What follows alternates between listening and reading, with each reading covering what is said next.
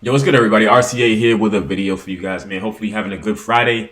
Let's get into this content, man. 2K has dropped some new All-Star packs. Definitely digging the vibe of how many cards they dropped today. But I will say there's some cards that I would recommend you guys go out and get over the others if you're looking to save some MT. But otherwise, most of the cards are pretty good, to be honest with you. Don't go out spending a ton of VC or buying MT or anything like that. I'm going to be covering 3 cards today that I think are kind of similar to their previous upgrades, but would be somewhat of an upgrade over their predecessors. Actually, one of them is actually not, based on how I play. So we got LeBron, Giannis, Tatum, Jokic, Zion. Looks the whole slew of all-star cards, but these packs also allow you to pull a bunch of diamonds and pink diamonds. So don't get sucked into that because the pack odds that I've seen are pretty horrible. So let's talk about 3 of the cards that I was looking at trying to get.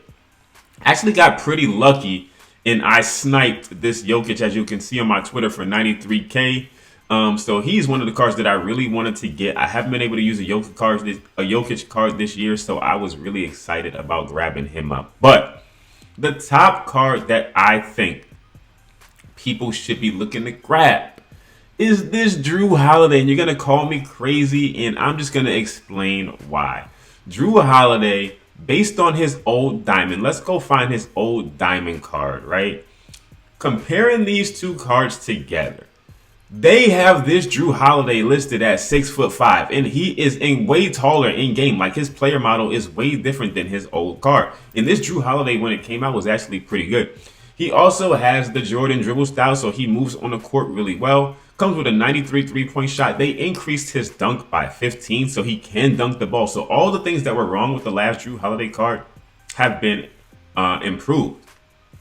Defense is off the charts, although I will say his tendencies are only at 75 for on-ball steal, which I don't like that much.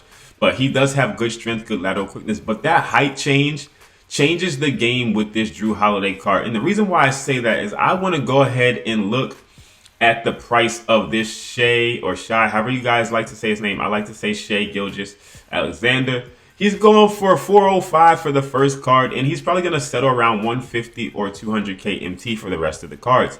But then if we go and look at Drew Holiday, if you're looking to save MT and still have a competitive team, those 2 cards are extremely similar. I got my Drew Holiday for 39K. I guess it was a snipe, but if we see how much he's going to be going for buyout, you're not going to be spending as much on Drew Holiday as you're going to be spending on a Shai Gilgeous-Alexander card. And they are very similar in what they can do, their dribble style. Their releases are a little bit similar, but they're not pretty much the same. But overall, if you get to around the 50K range, I got mine for 39K. Like I said, I would play around in the market and I would put it under 40K and just try to snipe one. But for 50K MT, half the MT of Shai, you're getting a card that is 1 inch shorter and can do pretty much the exact same things with better defense and can dunk the ball, shoot the ball, very buttery release. So Drew Holiday is probably my top one that I'll be going ahead to get. Now, another upgrade that I think came about this pack drop is Paul George. I do think the Paul George card is way better than the last one, just because his shot release was increased to quick, but he cannot play shooting guard. So once we can get a Paul George that can play shooting guard, he's going to be pretty fantastic. But I will say, being able to get this card for a buyout is a W, because you can find them for like 80K. If you just sit there for a little bit in the market and try to get one cheaper, you can get one for about 80K. If you're looking for a small forward, I will say there may be some better options out there in the Pink Diamond or Galaxy Opal range that you can get for cheaper, some of the cards that came out earlier. But if you're a Paul George fan and you want to use Paul George, he's definitely better than his last Galaxy Opal. And he will get the job done on the defensive end. 6'9", 95 3-point shot, 95 dunk. They did change his shot speed, so it's on quick now. It's not going to take as long to get off. He has better rebounding, better defense. Only thing that they don't increase is his strength, which I don't like. He only has a 70 strength. That's why I wish he could play that shooting guard position. But overall, I do think the Paul George card is an upgrade over his Galaxy Opal, just based on his shot being faster. That's just a huge thing in this game right now. Taking too long to shoot kind of affects your ability to be effective on the offensive end. So the last card that I'm going to be talking about that I do not think is worth the upgrade, I do not think at all, is going to be this Jayson Tatum. Now, I have the old Jayson Tatum card. This is the new Jayson Tatum card. He's going to be going for around 150K MT because it's Jayson Tatum. It is what it is, right? That's how the game works. But my Jayson Tatum is just as good across the board because I evolved them. So, you get that 98 rating. I have a higher steal, pretty much same perimeter defense. His interior is a little bit higher than mine, but my coach is going to boost mine. Plus, he plays small for me, small forward, so he's not going to be guarding the post that much.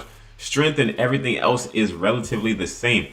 I also have more Hall of Fame badges on my Jayson Tatum than come on the new Jayson Tatum. The only thing that's different about the new Jayson Tatum is he does have Michael Jordan dribble style, which I do not think is as important on my Jayson Tatum because I don't dribble with him that much. I like to take step back threes with him, and he's like a standing shooter for me.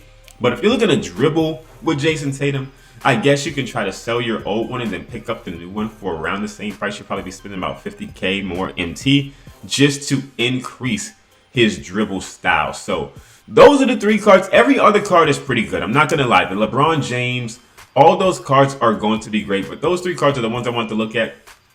Right now, I'm in the process of getting Joel Embiid. I'm going to try to grab him because I want to run him instead of Shaq.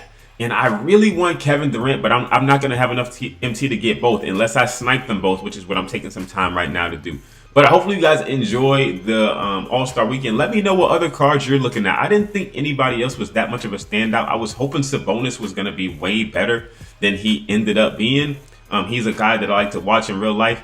But he's not as great as I thought. And one thing I don't like either about the Jokic card, they made his jump shot ridiculous. Like this Jokic, he jumps way too high on his shot. I like the set shot that Jokic has. It actually looks like lifelike, kind of how he shoots. But he jumps in the air like he's like prime Jordan or something when he's shooting his jump shot. Hopefully they change that. But either way, that's my take on these current cards today. I'm going to enjoy it. I got my boy Jokic. I got Drew Holiday. Looking to go pick up KD and Embiid if I can through sniping. Until next time, man, let me know you guys' thoughts on the new cards.